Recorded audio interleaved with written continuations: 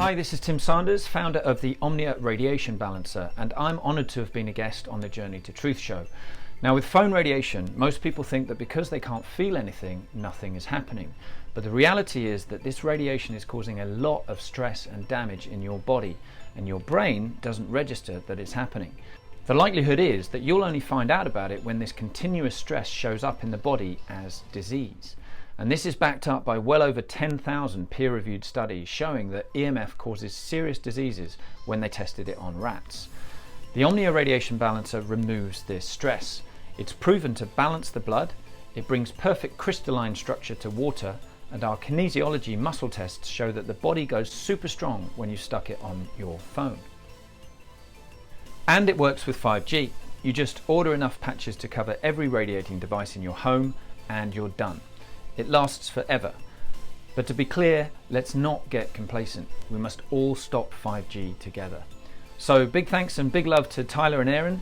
Click on the link below and you can quickly and permanently bring balance back to your body. Thank you.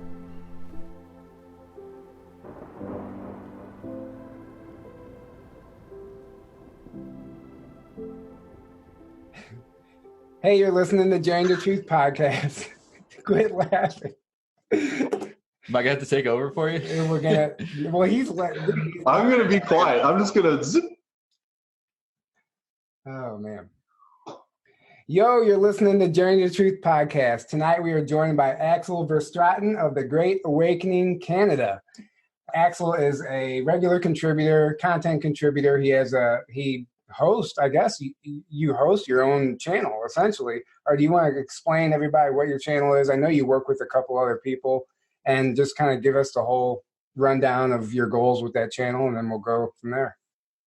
Whoa, yeah, how's it going? Thank you very much for having me on, and hello to your awesome audience. I watch you guys' show. I'm a huge fan. I'm going to pick up a shirt later on. Suggest everybody else do the same.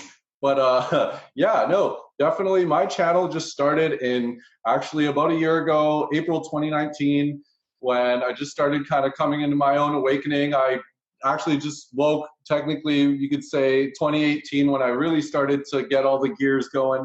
And I felt like I had to contribute. I had to do my part to, help out humanity through this shift that we're clearly going through, right? And while it's not like my main job, I still work a full-time job outside of doing what I do with the Great Awakening.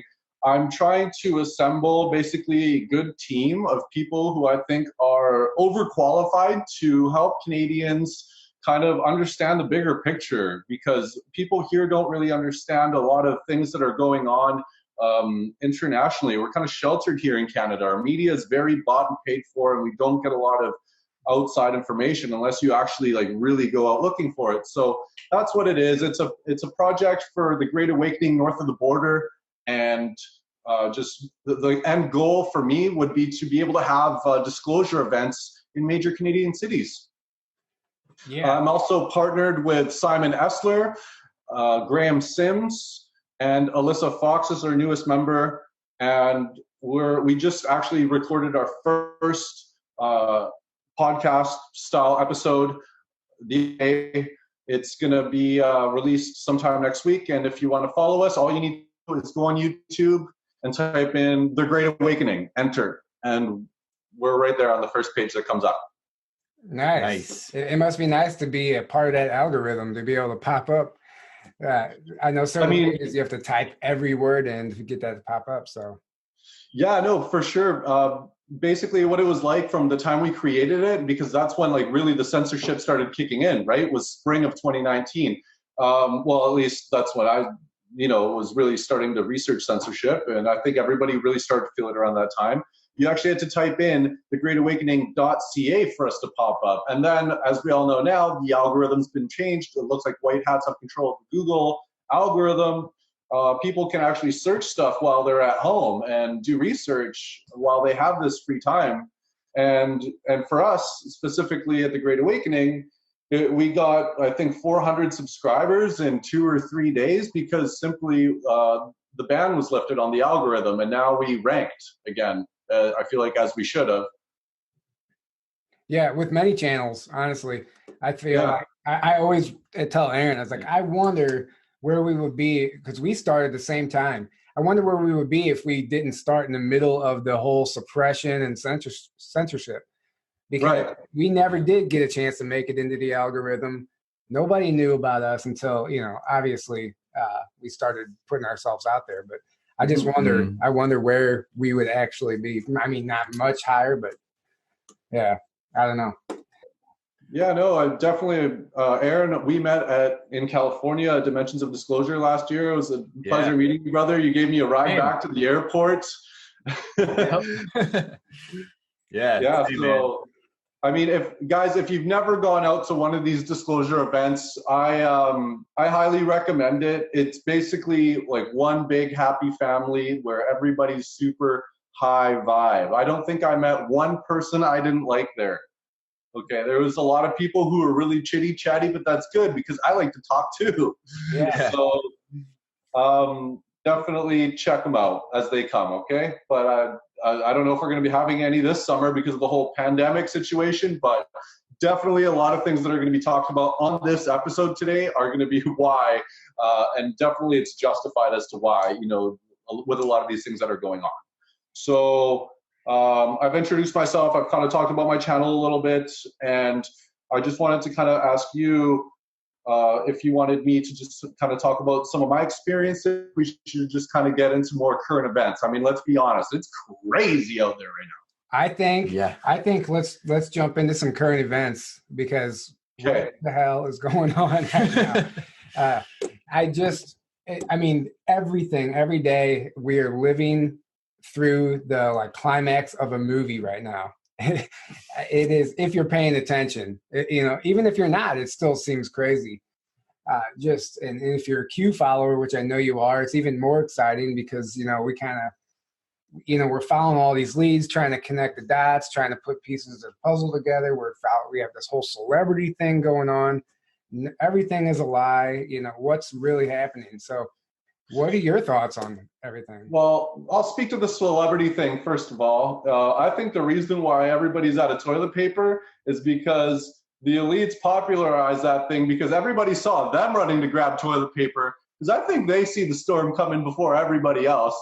And I think they're going to all be collectively shitting their pants pretty soon. So, people that love celebrities are going to follow those people and be like, hey, she just bought a bunch of toilet paper. I'm going to do it too. If he's crapping his pants, I'm going to crap mine. Well, I mean, that's definitely, it was part of a plan. I mean, it was definitely put out there in the collective to get toilet paper. And then we are programmed to do what everyone else does. So that was clearly a plan. Now, if it was by benevolent or malevolent forces, that's up to you. Well, I heard they did toilet paper so there would still be food, like the actual necessary stuff like food available for everyone else, because everyone's focusing on toilet paper and whatever, sanitizer. Like, I feel like it's only been 2 years since we had to tell people not to eat Tide Pods, right? So technically, the Earth is still developing. We're really young as a society still, and if people need to be told to settle down on toilet paper, well then that just goes to show kind of where we're at. And you know what it says to me? It says we got a lot of work to do still. We got a lot of red pilling folk to do. So let's get onto the topic of we know the world changes day by day now, right? We're getting more and more information, huge bombshell drops every day. We can talk about Project Veritas that put out a video today. I don't know if you saw it. I'll describe it. One of their agents went in to get the test for the coronavirus with another person in the passenger seat. And as they're rolling in, there's an Army Corps officer there. They go through a whole bunch of Army guys and a girl, nurse, by the way, nurse. And anyway, they asked them all, what do you think about this pandemic that's going on? Is it as bad as the media is telling us? Or what should we be doing? And then there's a few officers who said, listen, it's just the flu. Just take care of yourself, respect social distancing, you'll be fine. It's really just old people have got to worry about it. And then, there were some other people who said, we don't know, it's really new. And I feel like that's fair. It's very new. We don't know, what could be the ramifications of this in the end result. But one thing's for sure is that if anybody's watched David Wilcock's last few YouTube lives, is that he said one thing that I really resonate with. And I do believe that this coronavirus is a bioweapon. Absolutely. Sorry, we're going to probably get this video flagged just for saying that, but it is something that was born in a lab, and it doesn't have the lethality. It has the contagion, which everybody knows what that word means now. Everybody's watching the movie Contagion, but it didn't have the lethality, which I think that could be a huge divine intervention, because this thing was actually supposed to, I feel like, scare the wits out of a lot of people. Well, you're right about that. I think so. We're in the middle of a war right now, but it's not just a physical war. This is like a galactic war. It's a timeline war. There are so many other forces at play. The whole spiritual aspect of it. We're all focused on what the Q drops and everything else, but what about the extraterrestrial aspect of what's going on behind the scenes? I know there's some type of intervention, like you said. Right. Go ahead. Well, to me, extraterrestrials, it's not my area of expertise. I definitely follow it, I would say more than most people, just by nature of being in this truther community. But I've always come from like a Christian home, to be honest with you, with very Christian and Catholic roots, right? So the religion of Jesus, right? Or that whole thing. And while I think that, aliens, I think they're a lot like us, right? 5-star formation, 2 arms, 2 legs, and a head. And they're imperfect. They're trying to ascend in the ranks of spirituality, just like we are. And they're karmically tied to us, so that they have interest in being here and overseeing kind of what's going on. So they're kind of like our watchers, the watchmen, if you will. And yeah, they get involved, but at the end of the day, it's up to us to really fix our problems. And like I said, I take it down. A lot of people like to look at it alien level. So like you got animals, humans, aliens, and then you got the big boss upstairs, right? I personally, to me, God, the creator, the one infinite creator, true source, whatever you want to call it, he's number one. He, she, it, the light, whatever you want to call it. And he's kind of like our father, right? Like David Wilcock talks about archetypes. He's the father. He's saying, kids, go to your room. Go to your room and do not come out until that room is clean. I know you have what it takes to clean your room, you guys, girls. So get in there. And if I go in there and it's not clean by the time I go walk downstairs and look inside your room, then I'm going to do it. And trust me, you don't want me to clean your room. It's like when I used to listen to really like death metal when I was in high school, and my dad would come downstairs and I'd be ripping on the guitar.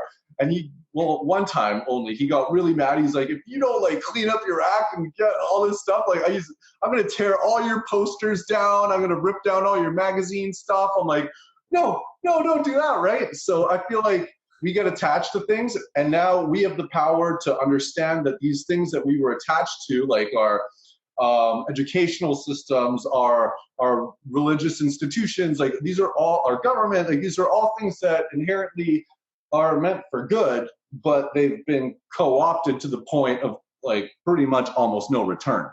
So we got to just use the collective general consensus to reach critical mass. And once we have that and enough people are starting to see it, then it's very easy. The domino effect just plops, because we live in that consensus reality where if enough people agree with something and believe it, then it's true.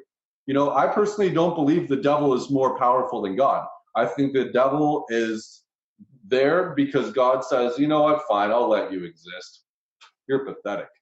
But nonetheless, what is portrayed in the mainstream media, I don't know if you saw that link I just sent you, but Facebook just recommended me a video for a trailer for a movie called Satanic Panic.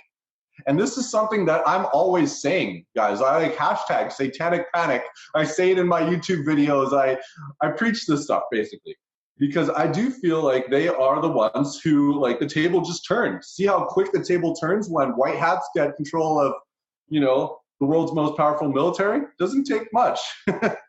Yeah, exactly. Yeah. I did watch the trailer you sent me, and it is it's crazy. It's I would say that's essentially a documentary, because that type of stuff is happening on the elite level. There are rituals taking place, and that's what this whole war is about right now. Putting an end to all that, because it's time. Totally. And I mean, I dug into my family history a little bit, you guys. I got a book right here written by my great uncle. Oh, you can't really see it. It's called Pilgrimage on Three Continents. And it's basically the story of how on his side of the family, they went in 3 generations from Europe to South America to North America. Now, something about myself is that I'm very mobile. I used to be in a band that would tour a lot. I've done a fair bit of traveling. I don't travel like a lot, but probably more than most people. And, I got 3 passports. So I'm not saying that to brag. I'm just saying that I've also dug into my family history a lot, and like really wanted to know about history and culture and these things, like why. I'm always asking this question of why, right? And a lot of my family, like I said, were really religious. And there's a lot of people in the UFO community right now who don't understand the whole religion side of it, because it's been so co-opted, right? They're like, okay, like religion, that's just a bunch of pedophiles. Like, we're past that. That's taking a step back. Don't do that. But what is Q telling us? Q is telling us it's going to be biblical. There's going to be all kinds of events that are going to be unfolding that are pretty much going to be, on the biblical scale. And then the only thing that Q, to my knowledge, has ever really retweeted or reiterated was God wins. So that 2 or 3 times. So you mentioned aliens. I like to think of it as more of like a spiritual battle, because that's what I feel like we can control. I don't really feel like I can control what aliens do, but I feel like I can harness the power of angel armies to do whatever I have to do on this planet, because this planet's actually really important. We're at a place in this galaxy at this time where we can actually shift our timeline and become a galactic civilization. We are all born for this, whether we know it or not. This is our purpose. This is why we're here right now. And I'll be honest with you, I wasn't always a devout Christian. I used to always listen, like I said, really heavy music. I got away from the church because I was smart as a kid. I knew there was something else going on. I knew there was a lot of really sick people, and I wanted nothing to do with it. I said, how can I respect a God that treats me the same way that he treats Jeffrey Epstein, for example? I'm no Jeffrey Epstein. I'm definitely not putting up with that. And so once I realized that had nothing to do with Mr. Upstairs, it had everything to do with people who abuse their power, I started getting into the Word again, right? The Bible. And one of the things that I did in 2019 that I don't really do anymore is I would open it up to a random page. I'd be like, okay, God, you want to speak to me? I'm just going to open it up to a random page. I'm going to close my eyes. I'm going to go like this. I'm going to put my finger down, and then I'm going to read. And it better be exactly what I want to hear. And you know what? Out of like the 4 times that I did that, 3 times it was exactly what I needed to like hear at that moment. That's interesting. It's kind of almost like tarot cards. It's the same concept. It's a tool to connect, to get you connected to whoever you're trying to connect with, source or whatever. And I feel like there has to be, when it comes to that, there has to be intent. You have to want to draw near close to something for it to want to draw near close to you. The same could probably be said for extraterrestrials, right?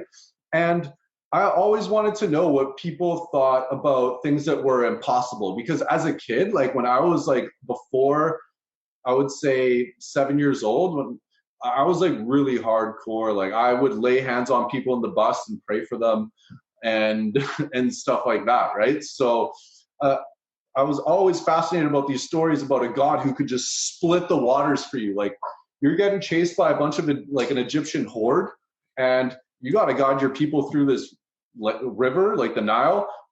No problem. God's just going to split the Nile for you. He's going to move a mountain for you. He can basically, the impossible is nothing for the big sky daddy upstairs. And I don't mean to sound preachy, but that's kind of the way it is, right? He's saying that David Wilcox said yesterday on his live video that unless we collectively just become more loving and be nice to each other, we're going to have tsunamis, big earthquakes, and endure a lot of really painful things, right? Yeah. And I think that totally makes sense. That is what happened in the past. I don't think that, it's going to stop it from happening forever, but at least give us the opportunity to use this time that we have to procreate that free energy, release the suppressed technology, go into a golden age. So when the catastrophe does come, we are a galactic civilization that has colonized many other Earth-like planets in our Milky Way galaxy, of which there are 8.4 billion, and there's only 7 point some billion people on Earth. There's a planet like Earth for every person on this planet. That's beauty. That's the divine creator's thought. He thought about us. He thought about everything. Everything is already thought of, and he created it all with his word. Humans are made of words. Well, that's what I really feel like. And that's our destiny, right? Like how we communicate, how we think, how we perceive is what ultimately creates us and is our legacy. And I think that right now what we need to do as a consensus is to really break it down. The last common denominator is to be more loving, more forgiving. And I'm not saying let people get away with murder and, that people don't need to be arrested, but find it in your heart to forgive these people, because that's step one. If you realize all the evil that is going on in the world and you don't operate from a disposition of abundance, you're going to have a rude awakening. You're not going to have a great awakening. It's going to be hard. And that's why the core principles of love and light, it sounds so basic, but it's really hard. I'm sure you guys know for, doing the inner work, like have you had any challenges with doing the inner work? I mean, I know I have, but I want to hear from you. Yeah, it's a constant challenge because we live in a society that's designed to distract us from doing that. And we still work 40-hour jobs. So we're out there in that real world, the matrix, whatever you want to call it, every day. And to me, it's very easy to get distracted. And it's part of the challenge. And it actually makes you stronger because you're facing that opposing force. It's like they say, like a monk can, reach enlightenment in a cave, but he can't walk down the street in New York City because he'd flip out on everybody because he's not used to that. So to become a true master, you need to be able to deal with the distractions and still learn and still be able to harness going inward. Mm-hmm. And even trying to silence my mind sometimes is difficult. It's always a challenge. Yeah. I find a way. I definitely make time. Sometimes I don't. Sometimes I'll get to a point and I'm like, man, I really need to. Somebody used the term spiritual binging one time. I'm like, I'm a spiritual binger. Like sometimes I get super into it and I'm all about it, and then other times those distractions get the best of me, and I'll kind of slip off track a little bit. But that's part of the battle. I think if you always have that intent, then I think you're on the right track. For sure. What about you, Aaron? Yeah, man. So the inner work is something that is the most important thing we could ever be doing, because so what's happening right now, what I view it as, is like a collective dark night of the soul, and a collective, like, the universe saying, hey, it's time, like, you guys need to slow down. It's like everything's being revealed for what it is, and everyone's being forced to deal with themselves and with reality, and it's like all these distractions and attachments that we've been relying on that have been keeping us from living from our true selves are finally starting to, like, fall away and to crumble. And it's actually a really good thing. And it's scary, and it's like there's chaos and there's uncertainty, but only, when you come from that place, there has to be all that to move into authenticity and truth, because that's just what happens. It's a necessary thing. And it's forcing everyone to, like, go inward and to slow down and to come together and unite and to realize what's really important, and and stop being distracted by all these outward things. And and I mean, I've been doing the inner work. I actually grew up Christian like you as well. And I was a very devout Christian for 25 years of my life. And I call it my awakening in 2012 when I don't feel like I didn't like throw away all of Christianity. I just like realized what was the false dogma and what was the truth within that. And I kept the truth. And I knew there was obviously a, God, infinite creator, source, whatever you want to call it, and some kind of infinite loving intelligence to the universe. And I had felt that, I felt like I had a connection to that before. And so I knew that was at least real. I just realized there was a lot of things that from our modern form of Christianity that get formed in these belief systems that really aren't in line with truth and with reality. Like if you don't believe the right things, you're going to suffer for all eternity and things like that. So I kind of like threw away the things that weren't serving me and that were kind of like holding back. Oh yeah. From truth. And then I kept the truth. And I feel like I've been growing way more spiritually ever since than I did before that, which really when you go within and you start, rather than viewing life as like, what can I get out of life? How can I be more comfortable? And how can I get more happiness? You start doing the inner work and you realize you can use everything that happens to your benefit and to your growth, because anything that seemingly negative happens, you can say, what can I learn from this? And like, how can I respond in a way that can make this better? Or I can like use it to strengthen myself, or to like strengthen my resolve, or use it to see something in a different way, or like basically like you become a master. Like I've realized that like the universe is always because we talk about like you create your own reality, and it's like, well, that's true, but you don't create from an outward place. It's from an inward place, and where you're at, the universe is going to reflect back to you like the lessons that you need. Like whatever you need in the moment, you're going to get, is what I've realized, and always to be learned. You get what you need, not what you want. Yeah.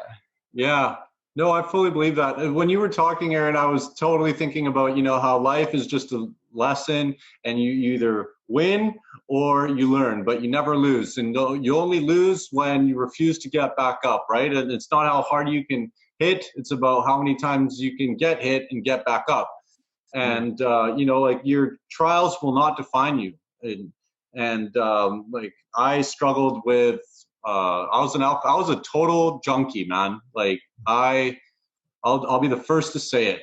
And I overcame it. Now I'm better because of that. And I can help people. And one day I'll sponsor somebody into, in the program and help them through that. Actually, my church, I go at night, and it's called a recovery church. It's actually kind of badass.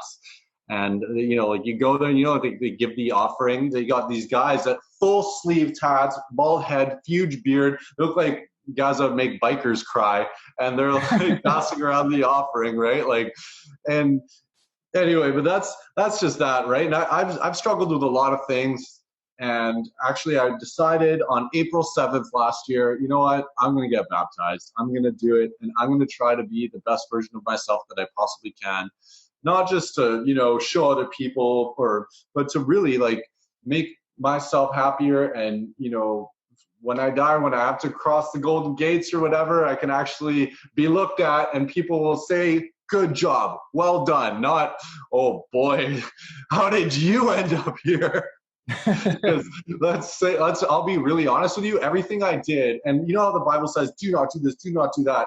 I was really rebellious. So I went again, oh, you want me to not do that? Well, guess what? I'm going to do it, and I'm going to do it to the best of my abilities. But I feel like what it should say is like, not you mustn't, but you can't. Like it says, do not repay evil for evil, right? What it should say is like, you can't repay evil for evil. Like that's just something that will not work. You have to say it like that. So I feel like it's been translated through the years, the Illuminati, in a way that people kind of like rubs them the wrong way on purpose, right? Like I said, this stuff is infiltrated. And so really like evil, the thing about evil is that you cut off its head and it'll just grow a new one. You know, you can't overcome evil with evil. Evil can only be overcome by good. You know what I mean? And you'll never kill evil. On this density, you'll never get rid of it. But what you can do is you can bind it. You can defeat it by, you know, chaining it down, burying it, lighting it on fire, and pissing on the ashes. That's what you can do. Yeah. So I wanted to get some more into the current events, stuff that's going on now. We were talking about the ET thing, and just something I want to add to that. I'm going to read it. Trump, in one of his speeches yesterday, in one of his addresses to the public, he said, "Somebody said to me today that wasn't in this particular world. They didn't know that we had that many countries, 151 countries. That's something." Why would he say that? I mean, you can translate that so many different ways, but you know, there's been. But knowing what we know, it's very. Trump said that? Yeah, he said somebody said to me today that wasn't in this particular world that they didn't know that we had that many countries.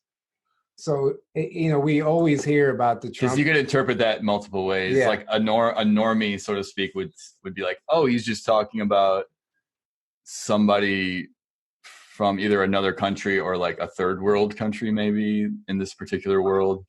But that sounds very suspicious to sounds ET. like he just had a Joe Biden moment to me. No, I'm just kidding. No, to me that sounds like, I don't know if it was a slip up or if he meant to like say it that way as a like nod to the community. Yeah, like, hey, I talked to an extraterrestrial. Well, in my opinion, he does every day. I think he does too. We know there's literally record of past presidents be involved with it. The documents are released. You can go to the FBI's website. You can. I'll say one thing to that. I think that Trump is a 5D chess player, and he's very good.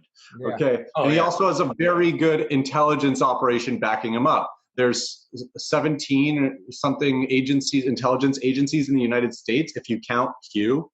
Yeah. Okay. Yeah. So he also says stuff that is questionable, but you have to look at this. A reporter asked him, "What do you think about UFOs?" He's like, "I don't know. I don't believe in them." And then a reporter asked him, like, "But anything is possible," or something like that. Right? Yeah. And then a reporter also asked him, I think it was 2018, "Oh, hey, what do you think about WikiLeaks?" He's like, "WikiLeaks? I don't know anything about that." So I mean, he's really good at saying something, and then it's like the bait and switch, pull it away, and then he catches reporters like that because he wants people to be like, "Whoa, what? Why did Trump just say this?" But he also didn't say that before. Maybe I should look into it. He says stuff like that to draw attention to those things, right? Like you said, he has multiple meanings when he's speaking. He's speaking to the deep state. He's speaking to us. And he's also speaking to the media, and just, you know, like, it's quantum, man. Like, it's on another level. I've seen him give a lot of nods to the like the Q community though too, where he'll say like a Q phrase, like, "This is the calm before the storm. These people are sick." Like he'll just like slip it in. Oh yeah. Did you like that one Q proof that I found? The one time I found a Q proof. Did you guys catch the one that was? I don't know. Okay, it was when coronavirus was like just getting hot. I was in Argentina, and it was 3 a.m. when Trump released a tweet or something. I remember it was really early in the morning, and it was a video of him saying that had these words that popped up, and the words they went into anagrams, which means as they faded away, all the letters kind of rearranged. but there was the word good right in the middle, and the last two letters to fade away were the O's from the word good, and they turned into Q's. Like a split second. I did see that. Yeah, Yeah, so I did see that actually. Yeah, I didn't know. I seen people posting it. So you actually caught that as you watched it the first time, though? Yeah, because people. Yeah, I was like, actually, it was one of my friends who doesn't want to like put himself out there. He's very much like somebody who has helped me out a lot, and he just kind of sits in the background. I have a few people who are like that. You know, they want to help, but not everybody is called to start a YouTube channel and do what you guys are awesomely doing and what I'm doing myself. That's not for everybody. And you guys are doing it out of love for humanity, which is the lowest common denominator. Love, right? Just love. But, these people are good-hearted people, and they send me stuff sometimes. And literally, he caught it within 15 minutes of it going on Twitter. So I'm like, can I steal this? He's like, yeah, sure, go for it. I'm like, all right, cool. But yeah, I was the one who broke that news. And then somebody else found out that there was the adrenochrome, the white rabbit, right behind it in the the hexagonal chemistry. I forget what they're called. I don't know. But you know what I'm talking about, right? Yeah. The adrenochrome chemical composition, I guess you could call it. Yeah. Yeah, it literally looks like a white rabbit. Yeah. And that can be taken so many ways because we've been told to follow the white rabbit. It shows up in movies. What if that's what they were actually talking about the whole time? Because that is a big underlying factor of what's taking place right now, especially with these celebrities seemingly appearing to be lacking adrenochrome and suffering withdrawals from it. This is what a lot of people have gathered. I'm not just, I didn't come up with that, but it definitely looks like they're not healthy. It looks like they are not in good shape. Something's going on. They're definitely using Twitter as their comms to communicate with each other. They're making weird videos with clearly coded messages. Coded videos, coded messages. There's stuff in the background, stuff that doesn't make any sense to us or to the masses, but since we're in this stuff every day, we see the symbolism. Once you know the symbolism, it's impossible not to. And you have new eyes when you look at it, because now I'm like, all right, what does that mean? What does that mean? Why is that pen sitting on the table the way it is? You look at everything. I think you made a Facebook post a few days ago that said stuff like, we were all normies once, and they're really going to be looking at us when the celebrity stuff hits the fan, because they're really attached to the celebrities. And like I said before, we have to operate from the position of forgiveness and abundance, and we must not roast these people, because a lot of them didn't want to do it, okay? A lot of them were just basically forced to. You want this career, this is what you have to do. And a lot of them just wanted the power. They didn't want to get involved with the vampiric, the men and women who had access to the blood banks. You know what I mean? Yeah. But what people got to realize is that there's a market for everything. I think adrenochrome is actually a legal drug in the U.S. because guess what? People get blood transfusions. People need blood. I can give to whoever, and my blood type is really sought after. So but obviously there's like the recreational use for it, which I personally think people should give blood. They shouldn't be scared about when they give blood, but what they need to understand is that, knowledge is power, and these people were abusing this adrenalized blood, which I don't know what use we need adrenalized blood for. I think normal blood should just be good enough. But this stuff goes back to, let's just say aliens. You brought them up before. We know the reptilians, from what I understand, they've ascended in negative, right? Because you can go in the ascension positive, and you can also go in the ascension negative. Mm-hmm. But what happens when you go negative is that you lose a chunk of yourself. You lose a bit of your soul every time you go down a rank, right? So that's why Corey Good talks about these white Dracos, the Royals that have all this gear. They look like Darth Vader, these suits that are made of tech, because they need that. And I feel like what we're going through is a more natural ascension where we're not going to need any of this fancy technology. In fact, I don't know about you guys, but this video might not even be debuted. We might get our internet cut tomorrow. Yeah. We already talked about that. Yeah.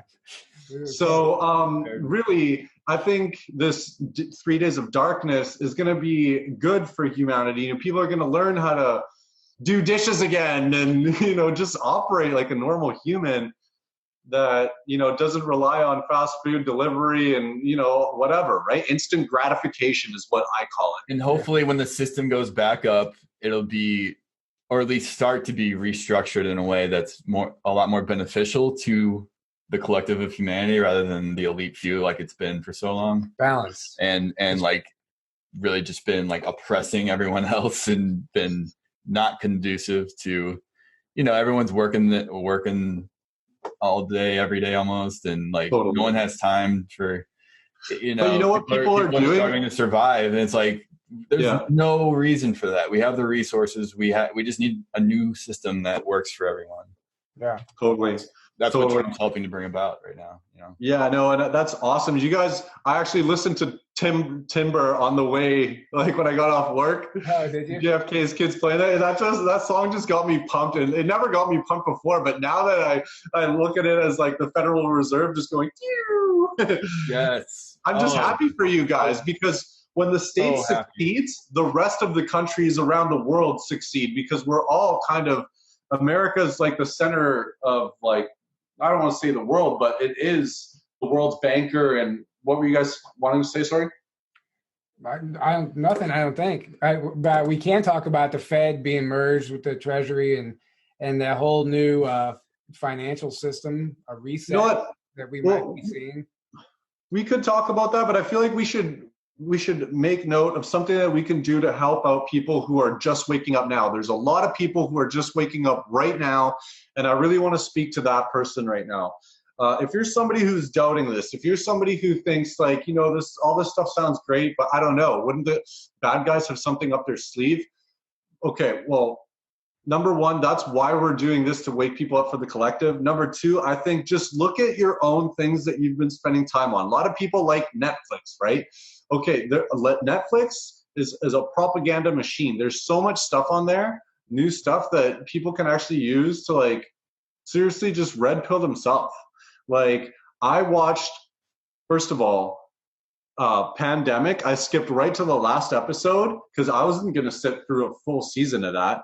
And I found out that this guy's entire show was him waiting for a grant from the Gates Foundation to develop a new vaccine. And as soon as he got that multi-million-dollar grant, they were like, oh, yeah, life is so good because now we're going to be able to give more people vaccines. And I just got back from Argentina, right? That's the country where I'm from. And they just got selected for experimenting with being given experimental vaccines from the Gates Foundation. So these are people who already have the virus, and now they're going to be basically like tested upon like guinea pigs, which a lot of people argue, at this stage of the game, a vaccine is merely a sleep version, a dormant version of the virus itself. And anyways, I just want to say that we need to be using these things that are easily accessible to people, for the purpose of like literally pointing the gun, reverse the gun, because that's what it is. If you watch, actually, I got a really good laugh out of this, the Hillary documentary. I don't know if you saw that one. I know about it. I've never watched it. Yeah. I didn't plan on it. I really don't want to watch it. No, there's some parts that are so funny. Obviously, there's a lot of cringeworthy stuff, but when Bill Clinton starts talking, you can't help but like die. Grab popcorn, watch it. You're going to laugh. Fast forward through a lot of it for sure. But when you see some stuff, it's so comedy, guys. And this is stuff that people are going to have like a paradigm. It's going to be everything that they thought they knew about reality comes into serious questioning once the first anti-gravity device is displayed to the world. Like, oh, by the way, fossil fuel ends tomorrow. Federal Reserve, trillions coming back. We basically don't need money anymore, but we're still going to have it because people are used to it. But I mean, I really do think that what's on the horizon is something that, if done right, will just lead to 1,000 years of peace, and everybody can essentially have what they want. Nobody has to die from hunger anymore. We can have cures for a whole bunch of diseases. This is Nasara, this is Jasara, right? But it's not going to happen overnight. But what we got to understand is that that is the timeline. That is the goal. That is what everybody here, me, you, we're working on, right?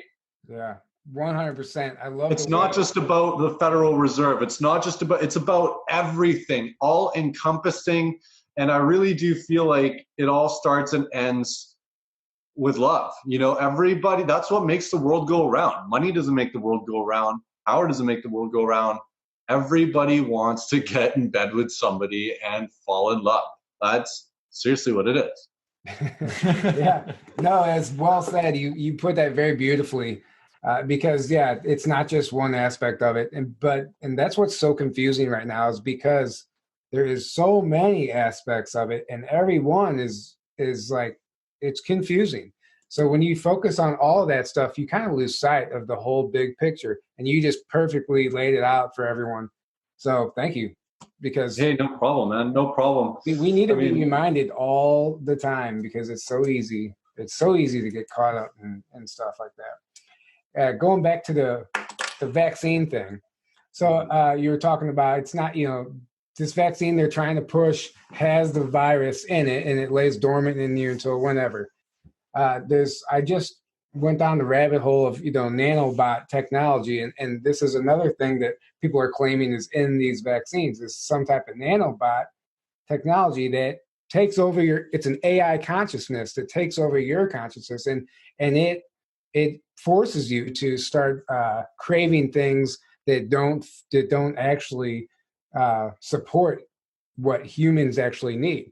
So there's like a programming that's going on with these vaccines, along with all the negative ingredients that are in it. So I think that's another thing that people need to be aware of. It's not just like metal and aluminum and mercury and formaldehyde and fetal tissue.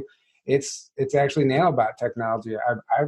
I don't know, maybe not, but it's definitely worth looking at. No, you know what? It definitely is. And I'll agree with you, and I'll send it on another level too, is that they're called additives for a reason, right? It's stuff that they add. I'm not saying the vaccine itself is bad, but the fact that there's no legal oversight, really, they're all made in other countries. And then on top of that, there's another layer of security that says like you cannot sue these people if there's any side effects. Mm-hmm. And that's like a system within the system. And what people just kind of got to realize is that it might not be the vaccine itself that's bad, but what about all the other stuff on the insert? Why is that there? You know, and the same thing goes with food. Same thing goes with drinks. I used to drink, I'll be honest with you, for 5 years, I drank at least 8 Pabst Blue Ribbons a day. Wow. And I didn't even, like, that's minimum. Okay. Sometimes it was a 15 pack, but I wouldn't drink hard alcohol. I wouldn't drink wine. I wouldn't drink any other beer. It was literally just that one beer. And when I was recently doing my research within the last 6 months, I ended up finding out that it is very much a GMO beer, and that they have a special blend, which they don't even announce. And this is around the same time that information leak came out about Pepsi using aborted parts in their, you know, like these companies that were being exposed for like the cannibalism parts going into their foods. And like, while some people say like, oh, there's not a lot of proof for that, I think that there really was, you know, like I don't think it was the FDA, but there was a big study done on this. And what those additives do is they make you crave, it's like MSG. It just makes you crave the same thing you just had. And you don't know why you crave it, but you crave that. And I understand that. And you know what? I feel like that's like nanotechnology. That is smart, manipulative programming through chemical imbalances in the brain. And, you know, they've had drugs like LSD, and I've done almost every drug except for injections and like freaking pill popping. Okay. Like I've had, and I've always done it to the point where I feel like I learned something and it was never going to be the same, and that's it. And then I closed the chapter, right? A prime example would be LSD. When I was 14, I did LSD for the first time, and I got some amazing experiences. And then I only did it once after that, and after that, I never did it ever again because it wasn't the same thing, and I felt like I was never going to get that experience again. And honestly, with drugs, I'm pretty good on them. Like I smoke marijuana, but last year I did DMT, and I'll just tell you a quick story. I tried a little bit of DMT at a party, And everybody was like praying over. There was like a ritual going on, right? Like it's not like, oh, I'll pass it. Oh yeah, cool. Next. Yeah, people were like praying over the flower and everything, and sitting in like the cross-legged position. And I'll tell you this story because I think it's really cool. I was like, God, if this is from you, you really want me to do this. I really want to draw close to you. Let this be like of you, for you kind of thing. So I took a hoot. And the person, as you guys know, it doesn't last that long, right? 10 minutes. Yeah. So I'm looking at the person next to me, and they look like they're having a pretty good time. So I'm like, all right, here we go. I took a baby one, and I kind of got this sensation like right here in this, like the cortex right here, where like your pineal gland would be. And boom, I instantly went into like full psychedelic trip within a matter of seconds.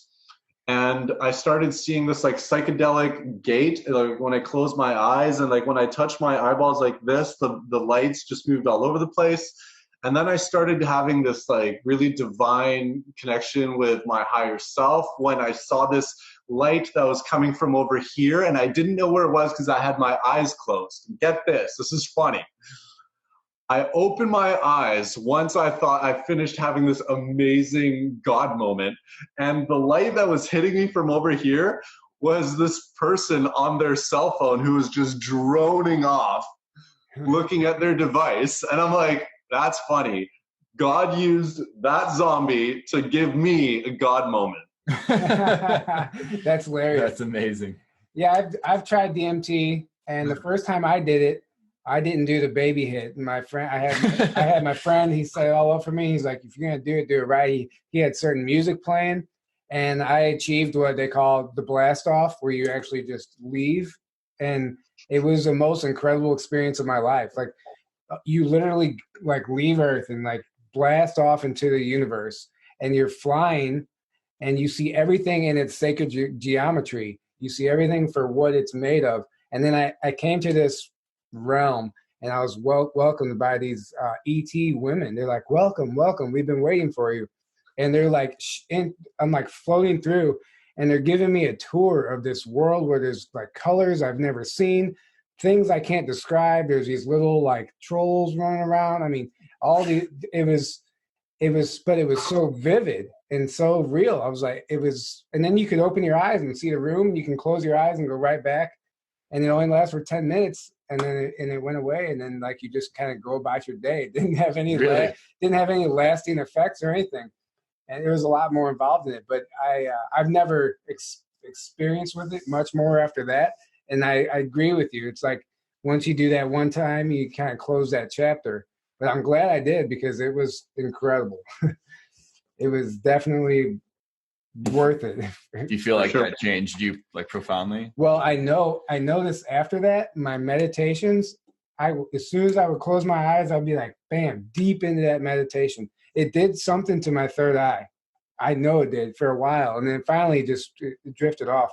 But my meditations after that were insanely, like, I was seeing stuff, I was having experiences and visions. So I don't know what it does to your third eye or what it actually does. I mean, our brain produces what's it tryptophan, dimethyltryptamine. Yeah, DMT. Yeah. It produces that naturally anyway. Mm-hmm. So when you take a large dose of that, I don't know what it unlocks, but it definitely unlocks something. You know what I think? You're only supposed to get a big dose of that when you're born and when you die. So it's more or less one of those things where your brain goes into I wouldn't say fight or flight, but similar. And from there, it's almost like it unlocks this world where you kind of accept that you're no longer in your regular state of consciousness. Yeah. And your spirit is in a very pure form. I don't know if it's your spirit or your soul, whatever, same difference.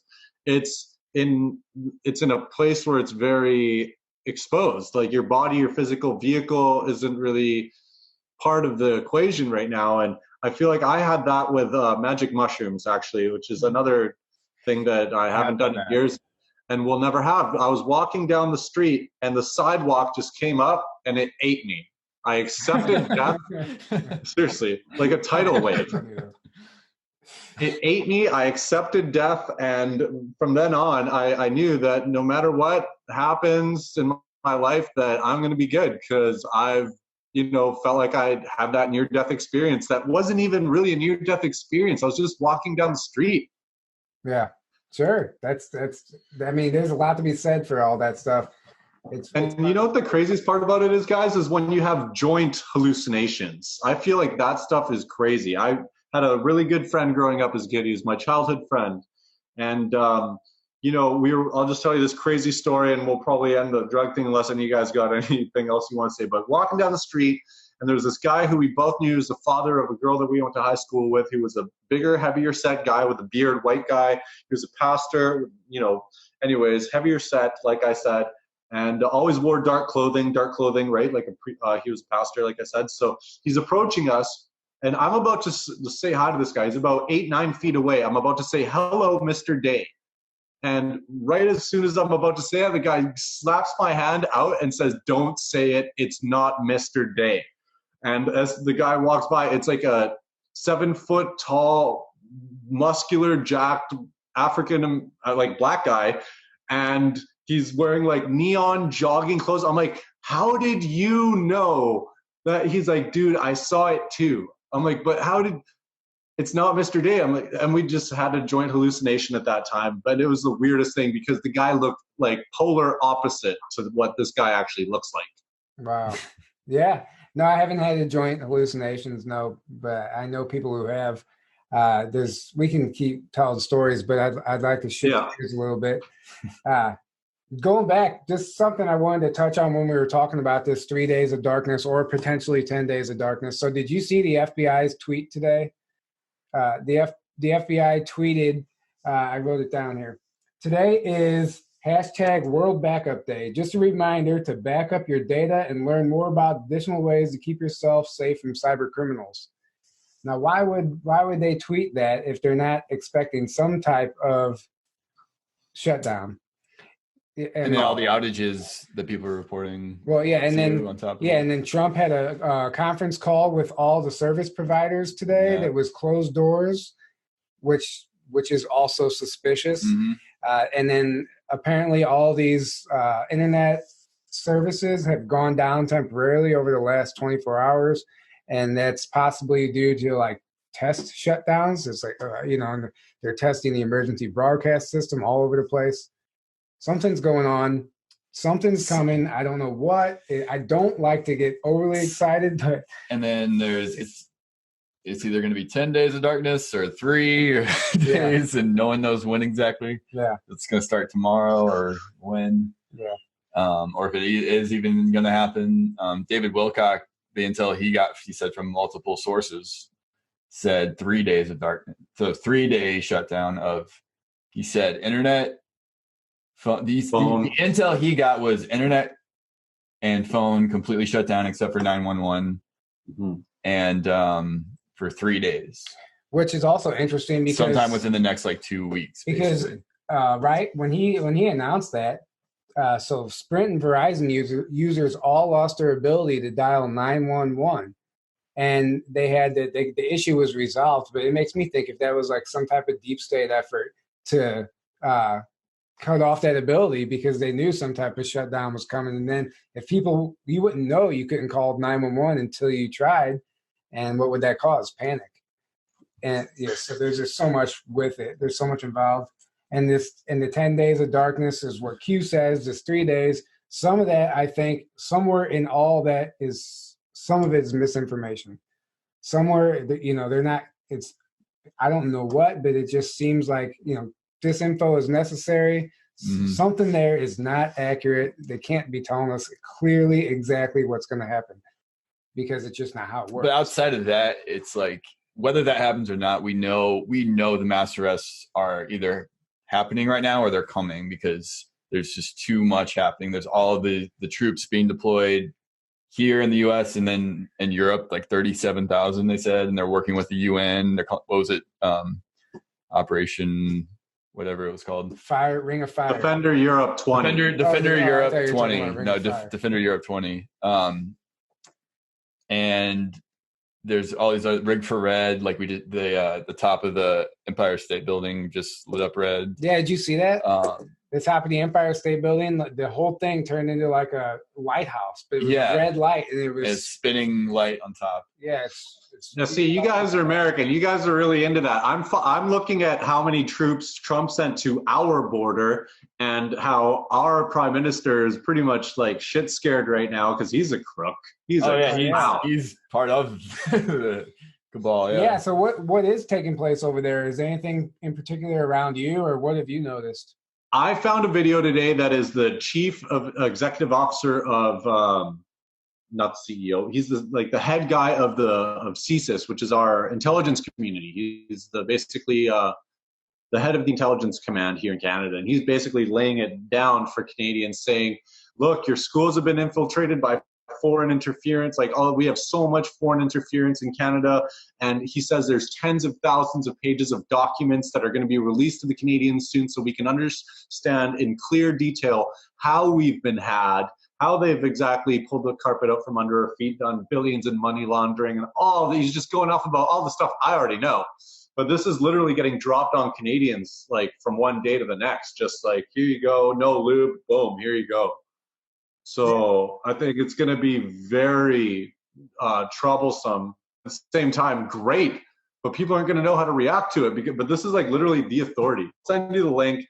I posted it on my Facebook. I'm going to share it on the Great Awakening.ca. But also, Trump has his troops on our border right now, and it's let's just say if you're a Canadian patriot and you know about George Soros's relationship with Justin Trudeau, you couldn't be happier. All the pieces are in place right now. You guys mentioned Europe, the shutdown, the global lockdown. If you were ever going to arrest the Illuminati, if it's not happening now, when, there's just not. To me, I just can't possibly imagine it not happening right now with everything that's happening, like we've just talked about. There's no other explanation. You know what, guys? At the end of the day, these arrests could happen. Q can maybe go away one day. Q's not going to be there to hold our hand forever. What we need to do is draw close to our higher selves. Do whatever it is you do that makes you a better person, because people who aren't, let's just say, an accomplice to evil but say nothing, or they're just complacent, they're like, oh yeah, then they're actually the ones who, without knowing, end up supporting it, So, and it all comes down to the individual, then the family, then the community, then the province or state, then government. There's different tiers, but the lowest common denominator is the individual, and it's a war for our minds. I think we all know that, right? We've all seen Black Mirror. We all know how this goes, and these people can be arrested, but what did I say before? You cut the head off the snake regrows a new head. Yeah. So the only way you can defeat it is by defeating it in your own life, and really doing your best to meet people where they're at. A lot of people are going to be asking for questions, looking for direction right now. Use what they tell you for them. Don't just shoehorn adrenochrome in there. You know what I mean? You're right. Yeah, so, we're going to have to there's going to be a lot of dark night of the soul happening with a lot of people. There's going to be a lot of people freaking out and getting angry, depressed, the whole spectrum of emotions. Yeah. You guys just had We're going to be the one to calm people down and explain, because we know we're the ones that we saw this coming. We've known about this stuff, and we're going to be the ones that have to step up and help everyone else get through these times. Yeah. You're absolutely right. Put out the fire. Be the love that we've been talking about, come together and help. Yeah. I agree 100%. It's definitely, I had something to say with what you were saying earlier, and now I lost it, but I agree with that 100%. It's definitely about being the best person we can be. Take this time to go in where we've already talked about that. It just, what was I going to say? I really wanted to say something. It was about the whole Canada thing. Oh, yeah. Your stimulus. We're really corrupt. Yeah. And we're your neighbor. That's what it was. That's what it was. The stimulus package I heard that you guys are getting is not very fair. You have to qualify for it. Is that true? So it's I don't know. Go ahead. You know more than I do.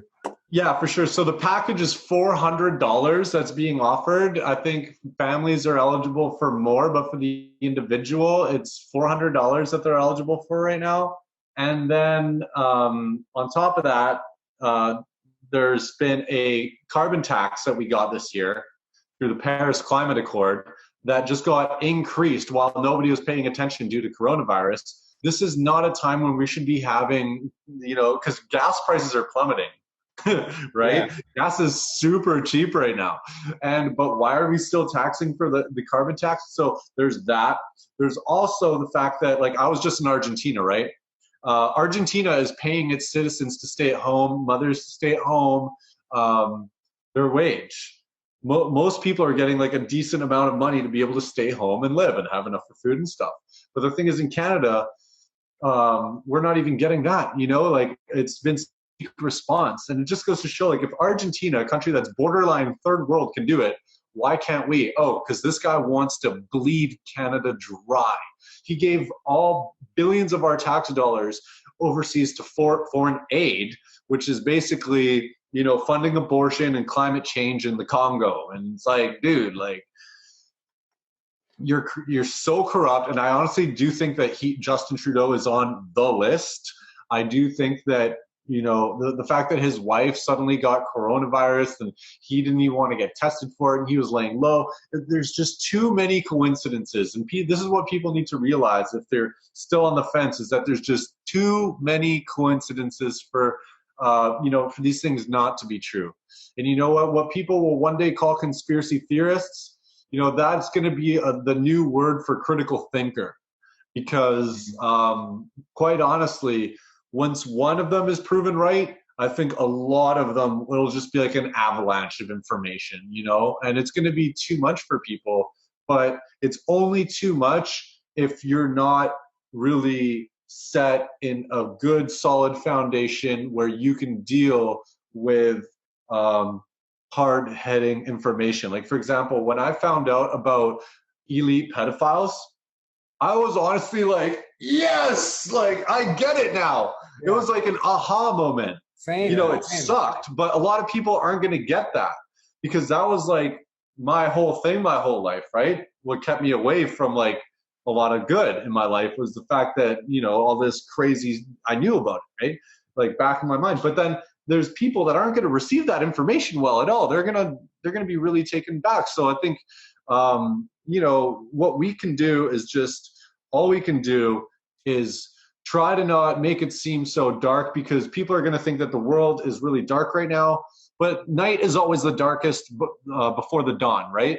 So we got to keep going. We got to show them that the light at the end of the tunnel is right over there, and we literally just got to push this car for another 100 meters, and we'll be fine. Yeah. You say it's always the darkest, before dawn, which is going back to what Q says about it's going to be biblical. Dark to light. Also. Dark to light. Yeah. Dark to light. So let's look at it this way. What if this 3 days of darkness is the 3 days before Easter, and everybody wakes up on Easter Sunday, the internet's back, the phones work again, and what does Easter represent? The resurrection of Christ. So if that's the case, it would align perfectly with, and it's very it's alliance. Like we rise on Easter. Yeah, it's like very alliance style. Yeah. It would. Yeah. You know what, guys? At the highest level, this is a spiritual battle between two religious extremist groups. You have the autocrat Christian militia and the satanic cabal empire. And while I do think that the story of Jesus is unique to Earth, I do not think that the battle of dark and light is unique to Earth by any means. I think that many planets and many star systems, many civilizations know about this creator, the one infinite one, and they also know about his antithesis, the fallen angels, the Book of Enoch. There's a lot of books that are going to be put back into the Bible once they raid the Vatican, go into the catacombs, And, you know, all the stuff that was in the Library of Alexandria, it's all there. So I can't wait to see like all the different findings that we get from this, right? A lot of the stuff we already know, but what about the stuff we don't know? Because there's so much stuff that we know we don't know, and then there's a lot of stuff that we don't know we don't know. Yeah, there's a lot more that we don't know that we don't know. I always wonder, like, how shocked we're all going to be too when we start seeing some of this stuff. You're like, wow, we thought we knew everything, and like, holy shit, they were doing that too. It's really going to, I think we're all going to be shocked on some level. Some stuff we're going to be like, okay, I get it. But other stuff, I know for a fact, there's no way we have the whole picture figured out. We just don't. But at the end of the day, all that matters is how you're reacting to it, how you're taking it in, how you're growing from it. What we're doing with it's not the information itself that's important. It's not what's happening that's important. It's what are you doing with it? What's going on inside of you? Totally, guys. Totally. Yeah. And you know what? I think it's going to be different for everybody. Like you said, we're all at different stages of this Great Awakening. And like you also said, Q said, it's going to be biblical. Easter represents the death of Jesus. It wasn't the official time that he died. They don't know the official time that he died. Well, maybe they do. But they changed it to pagan dates to encourage pagans to convert. So that's why you see the solstice locked in with the birth and the death of Jesus. And raised, he was on the cross, he died for 3 days, they put him in the tomb, and on the third day he came out, right? That's the story. And, that's why I like to read my Bible, because I feel like it's the living word. And what I said about words at the beginning of the episode, actually, if I may, one more thing about the Bible, the last thing I'll say is that the Bible kind of does speak to aliens a little bit. Oh, yeah. It actually does a lot. Yeah. If you know what to look for. I was looking in Genesis, actually, the first book, which I don't recommend. If anybody's going to read the Bible, do not start with the first book. Okay, start with the New Testament and then work your way back. But it's in Genesis, and it says that when God was creating all of the apex predators, and he saw that they were good, he created all of the sea creatures, all of the birds, all of the land animals, and saw that they were good. But he created them after their kind.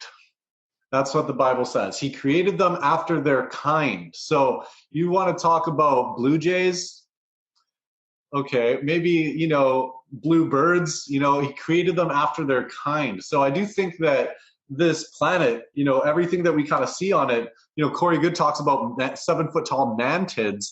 I do think that maybe, who knows, a lot of the life that we have on this planet could actually be intelligent life somewhere else. Absolutely. You have the Centaurians who look like they're intelligent cats. You have all these, humanoid shaped, 2 arms, 2 legs, and a head, but they're created after their kind. You see, so when I looked at it from that perspective, I was like, oh, after their kind. I get it. I've heard that from many just experiencers in general. They're like, I've interacted with humanoid dog beings, cat beings, lion beings. Like James Gilliland actually has interacted with many of them personally, like actually experienced. Corey Good, obviously, with the blue avians and the mantids and reptilians and whatever else. Many people have experieed mantids and reptilians. At least. Aquatic beings, fish beings. Yeah, so all of them. It's like there's the basic animal form, and then there's a humanoid form for every type, every animal, and then there's many beings that look like us, look very similar or exactly like us, also throughout the universe. Which is, I think that's going to be a big when the world finds out about not just ETs, but that there's literally, you wouldn't be able to tell the difference. They're basically humans with maybe slightly different genetics. Yeah, all throughout the universe. I always wonder if all three of us, if we've encountered an ET that looks exactly like us. I think somewhere along our paths, one might be placed in our work environment, or come into your work, come into my work. And I started thinking about that, and I thought about this one guy I worked with one time, and he always seemed like an ET to me, like something so strange about him, but he looked human. And I just wonder if they're there, if they're already here, just like infiltrated, I absolutely think living so. among us. Mhm. You know, it might be a coworker. I don't know. But going back to, go ahead. You're talking about the books being added back into the Bible. I know the Vatican Library. So somebody I know got firsthand knowledge from a friend. So the Vatican isn't the only library. There's 3 major libraries on Earth with this information. There's the Vatican, there's another one in India, and then there's another one in Virginia, believe it or not, which obviously Virginia, close to DC. Yeah. Or in DC. It's actually the below the Edgar Casey school. What's that school called? Yeah. It's that's Virginia Beach, actually. Yeah. If it's there, allegedly that's where this library is located. So there's 3 of them. Apparently, it's not just the Vatican. So I don't know if that's accurate, but the Vatican's the biggest. The Vatican is the biggest.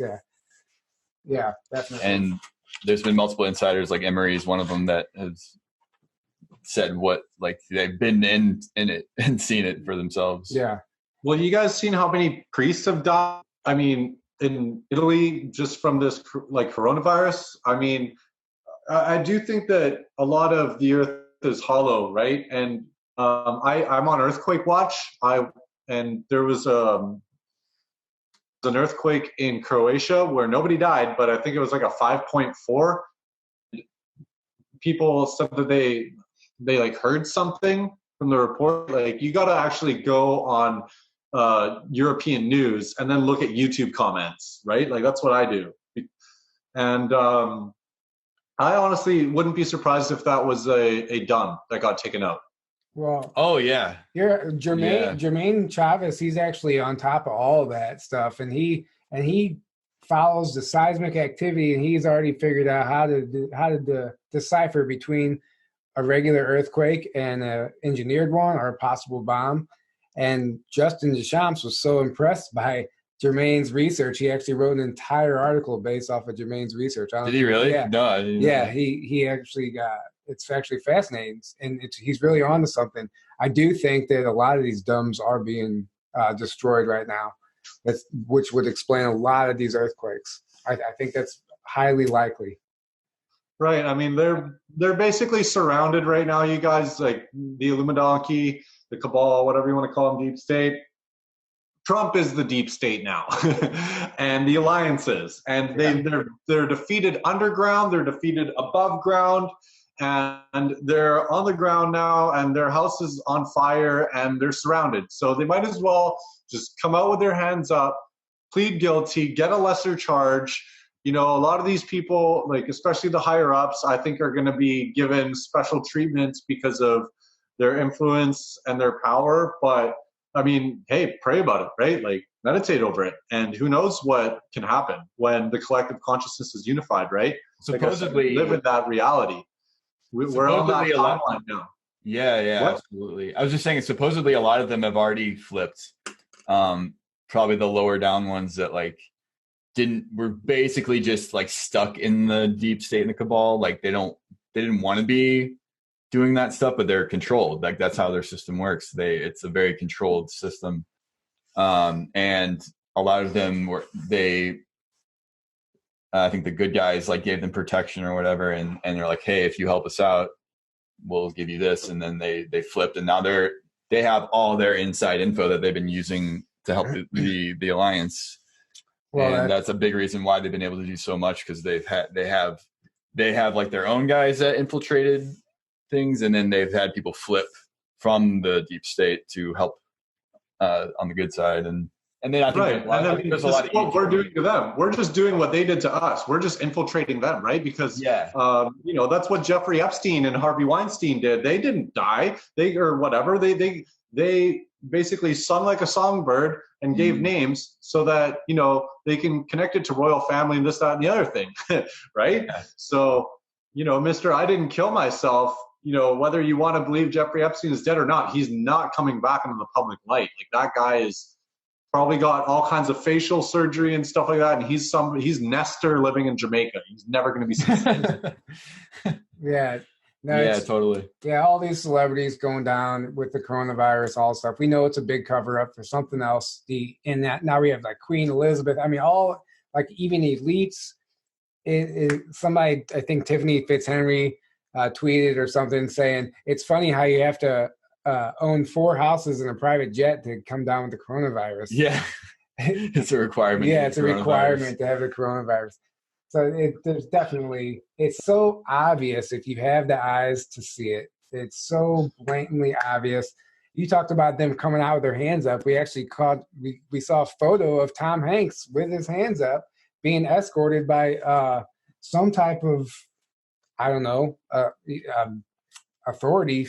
Yeah. I don't know. I know that the military something. I can't think of the word I was looking for, but the license plate, phone number, it proved that the license plate was from a Navy base. Yeah. So obviously, yeah. You know, an area of expertise of mine that's definitely not strong at all is this targeted individual topic, which I was recently turned on to, I would say very recently, by a few people in the community. Obviously, there's Desiree Fuller, who does great work. And anyway, so I think a lot of these celebrities and stuff, there are people who are like MK Ultra victims or controlled. Oh yeah. You know, so we really do need to be sympathetic to these people who really, you know, a lot of them just basically they're bots. They don't really have control of their own life.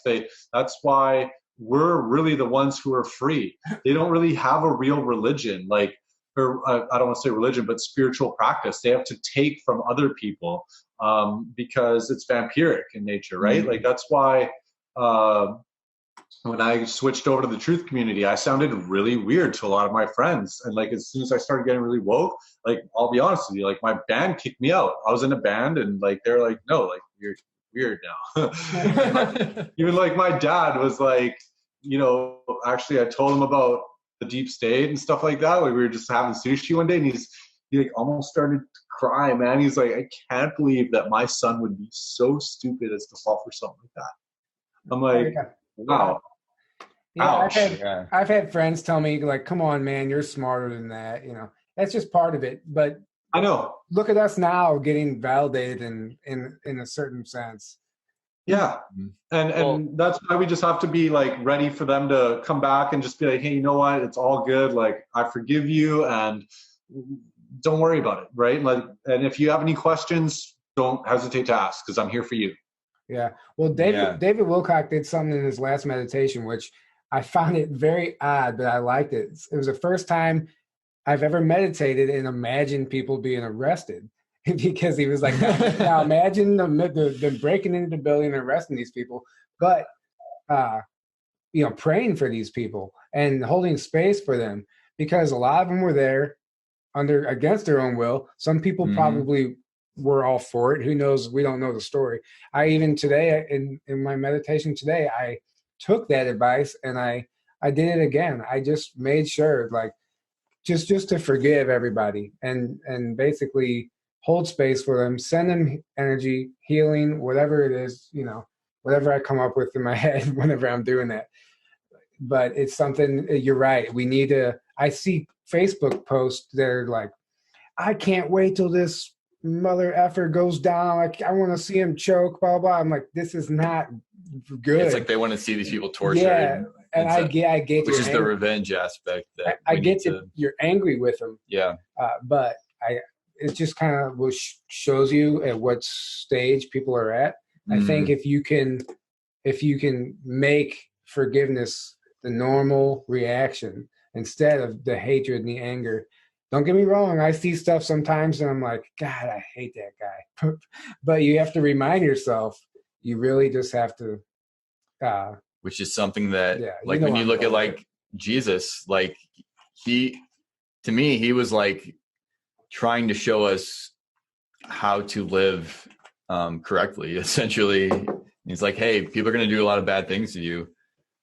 You're going to want to get revenge. You're going to want to hate them. Like that's only going to hurt you. Yeah. It's only going to destroy yourself and hurt you. In the long run, especially. And like, cause you a whole lot of pain and, Yeah. and hold you back and everything else. So like, he's like, this is what you should, and he like lived it out. He was a living example, like how we should act. So like that's how we need to look at this. It's like, we have a choice. We can either react in anger and hatred and want revenge, which is a natural response, and you need to let those emotions out. I'm not advocating suppressing emotions at all.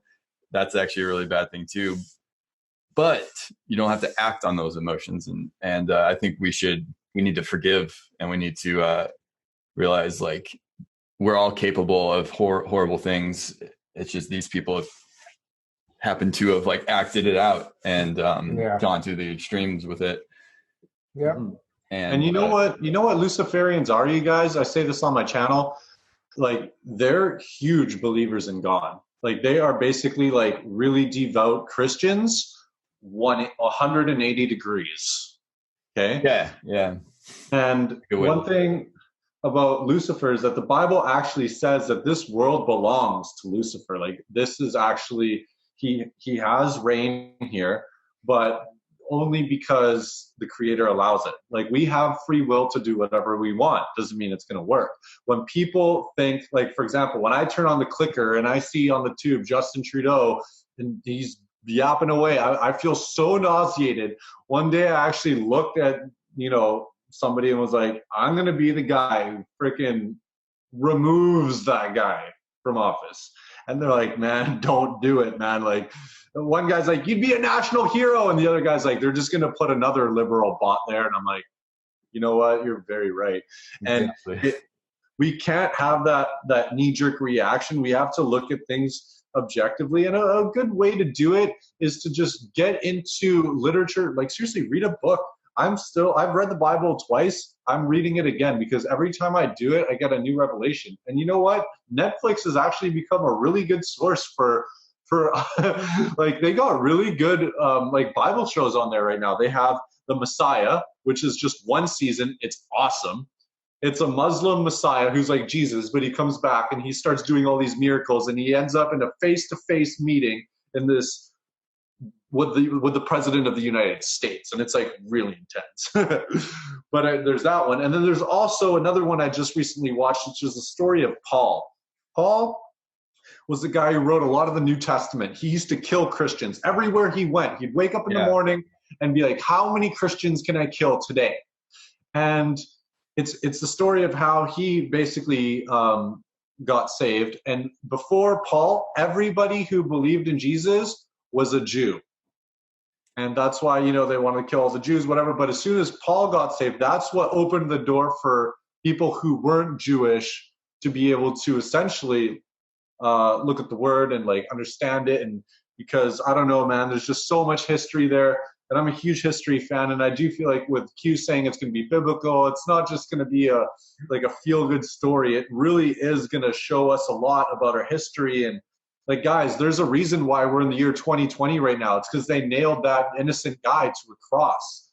And what happened? There was an earthquake. There was a tearing of the veil. There was a lot of really heavy stuff that happened. And going back to people that love to say, oh, I'd love it if this person got tortured or got tortured. It's like, he who is free of like any wrongdoing, throw the first stone. Seriously, like, we've all made mistakes. We've all fallen short from the glory of God. Like, we got to realize that humans by nature are by default inherently not bad. Like, I do think most people on earth are good people, but it takes us time to develop to get to realize that, right? Mm-hmm. And that's why we need to look to ascended masters. Look at Buddha, look at Christ, look at a lot of these, ascended masters that really came here to show us a better way of living. They didn't know it any other way, because once you've gotten to that level of consciousness, it's pure, it's love, it's light. Nothing can take it away. Nothing can take that light away. When you light a candle in a dark room, doesn't matter how dark that room is, you're going to see, right? Yeah. Beautifully said. Amen to that. So before we wrap this up, I want to touch on one last tidbit of news. So we know the U.S. Space Force did their first official launch a couple days ago. Yeah. And they just, Yeah. but did you see the first, so they just announced the U.S. Space Force first offensive weapon is a satellite jammer.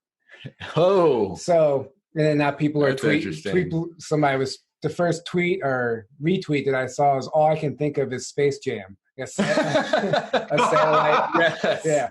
A satellite jammer. Space Jam. But that also lines up perfectly with if we're going to have some type of outage. Mm-hmm. Why would they announce the satellite jammer being their first offensive weapon? Exactly.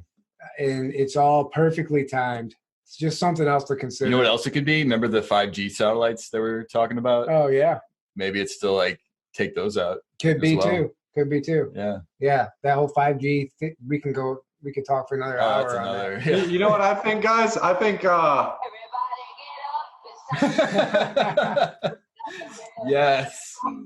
5G weapon and also a blessing, right? It's a double-edged sword. It all depends how you use it.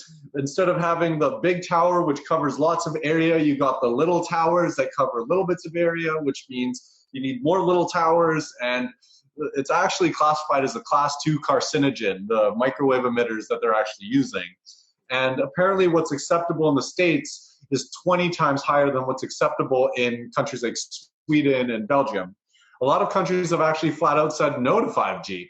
But the thing is, GPS 3 also came in. And I follow a lot of military things. And the thing is, if you're going to have flying cars and you're going to have cars going everywhere, and we're going to be on this timeline of free energy and stuff, well, all these cars are basically going to be self-driving. The only people who are actually going to have control of their vehicles are going to be military police, and Space Force, right? Excuse me. And it makes sense, right? Because number one, you're going 9,000 miles an hour. There is no, you're going to be able to be anywhere in the world within minutes, realistically.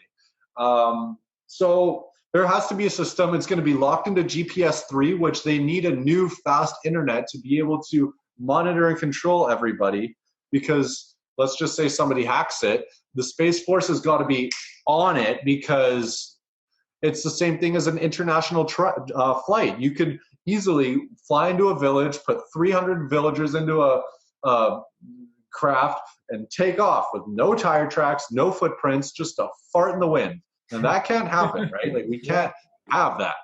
So, like the old saying goes, with great power comes great responsibility. We need to, and this is why Nikola Tesla said the world isn't ready. It's when you start thinking like this, like, yeah, this technology is great, but how can it be abused? And what can we do to take countermeasures? It's all about, pro versus con. And let's be honest, China wants to use 5G for the same things that they created Facebook and the internet, to monitor us, control us, divide us, and ultimately enslave us. But we flip the script and use it to expose them to freaking that. Like, we completely turn the table. So that's what we need to do with every little thing per way. What is this? What can it do for me? How can it hurt me? How can we eliminate that and keep, this to a minimum over here while maximizing the pros, right? Because this is what it comes down to, is everything, too much of a good thing is not a good thing, right? You got your internet, it's great. You're on it 24 hours a day. You want to shoot yourself. Yeah. So that's what I'm saying, is like, we really got to be looking at everything from that kind of disposition, right? Because you can't just say something's bad. Oh no, it's just bad. We're not going to have that here. You might fall, into the Stone Age with the way that a lot of these technologies are going. So to avoid that, you really just have to look at things objectively. And I feel like a lot of people are just throwing in the towel right now, saying, Trump's an evil man because while everyone was distracted with coronavirus, he passed 5G into law, which he did. And no, people just aren't looking at it from bigger picture. They need to get all of the, content together and really it's not what I've realized, it's not the technology, it's the frequency it's set at. Yeah. So it's who has control of the technology that can set it at a beneficial frequency or a harmful frequency. Exactly. And all radiation fields also, no matter what intensity, have the ability to be transmuted into harmony. That's a quote from the Omnia radiation balancer that we promote on our channel. But it's true. So what that patch does is it rebalances that energy field into something positive. And if we can do it with our phones, the same thing can be applied to the towers. So it's not like it's like 5G is forever a bad thing. It can be transmuted into harmony. It can be transmuted into something good. Has that not already happened? Have the patriots, have the alliance already done that? And that's why Trump is promoting 5G. Everybody's flipping out over this thing. Yeah. But nobody's taking the time to step back and look at it from all angles. It's always a knee-jerk reaction. And we just need to stop and realize, like, okay, wait, why would he be doing this? Unless he knows something. It wouldn't make any sense with everything else that's been happening. Yeah. That he's like, oh, yeah, now we're going to have the 5G that's going to make everyone sick. And if you know the right physics and you know how to do it, it's actually very easy. Yeah. What I think a lot of people just got to accept about Trump is that he is just the official spokesperson for his administration, like every other president has ever been. And, while they might not like him, I'll agree he hasn't been perfect, but have any of us been, right? And can people actually change in this life? Yeah. If I change, then Trump can change. If if God can use freaking Paul, who killed a bunch of Christians, to you know what I mean? Like, yeah, there's no limit to who can repent, who can use their tools, their evil deeds that they did. He who knows evil knows how to expose it. Every time I think about evil, if I could, I'd be that guy in Independence Day who flies his plane into that flying saucer and causes it to Randy Quaid. Yeah. Yeah. Like, that's how I would treat evil personally. But I mean, you have to know it to be able to defeat it. He knew it because he had that connection, right? Yeah. Because he lived it. Guys, Trump is always just going to talk what he's told to say by the alliance. He's really smart. Like, he has lots of information from his uncle, who was an FBI agent who cleaned out Nikola Tesla after he died, but still, like, this alliance probably knows a lot more than DJT does. They're the ones that were. And look out for the date. Look out for the date that is the 10th of April. Yeah, Friday. 4/10/20. 4/10/20 is DJT. I think something very special is going to happen on that day. Well, it's Good Friday also. So is it? Yes. So I think that'll either be the end or the start of the. Well, it wouldn't make sense because probably, right? If it was the start of it, then we'd be blacked out on Easter too. But that's why you're saying Thursday. Yeah, true. Yeah. But who knows what it means actually? But yeah, something. I heard from a friend she's really smart when it comes to astrology, psychology too, actually. But she's going to be starting her own podcast really soon. She's really into this astrology stuff, right? She's like. Yeah, and she said that Donald Trump, they found out, like, the minute he was born, you know how to look at your chart, you need to know down to the minute and the city you were born?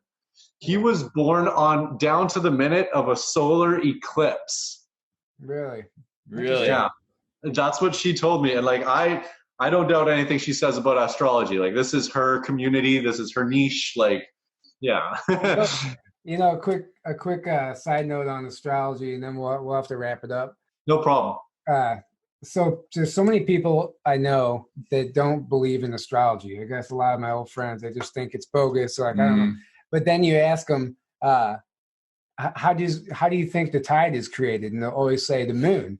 And I'll say, okay, so if the moon can control the tide and we're made of 70% water, what do you think it does to us? You don't think it has an effect on us too? And then you always get them to trip over their own words. They're like, it's just something to think about. There's actually a lot of real provable science that backs up that the planets have an effect on us too. Yeah. Outside of just looking at astrology, that I remember I was listening to Richard C. Hoagland a while back, going to all that, and he's like laying out all the science that's like proving the planets having it. It's just people who haven't done their homework, which is okay. A lot of us haven't. We've all been there.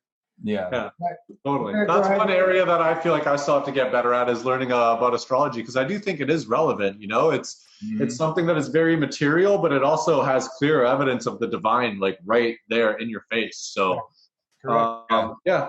Is there anything we didn't talk about on the episode, you guys? We covered a lot. We covered a lot. We're running short on time, unfortunately, so we are going to wrap it up. Thank you so much for coming on. This was awesome. You have a way of putting things that's very captivating. You're very inspiring, so thank you for that. Keep going with your channel. I can't wait for your next video. They're all awesome. You definitely know what you're talking about, so keep it up, man. Looking forward to your future projects. Thank you so much, man. God bless you guys. And, later on this year, I'll hit you guys up. Maybe I'll get you guys to come on my show, and we'll do this all over again. Yeah, definitely. Yeah, for sure. Definitely. And thank you so much. Let's pray that this we can get this released before the blackout. Yes. So we'll see what happens. Anyway, good night, everybody. Thank you for listening. Make sure you check out the Great Awakening.ca.